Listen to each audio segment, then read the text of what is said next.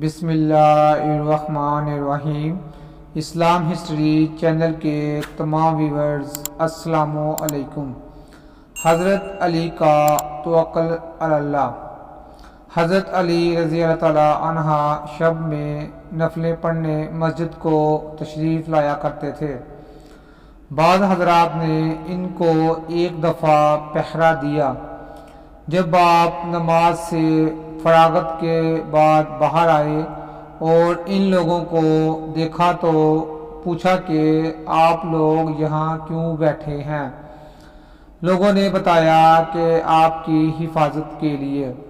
حضرت علی رضی اللہ تعالیٰ عنہ نے پوچھا کہ آسمان والوں سے یا زمین والوں سے؟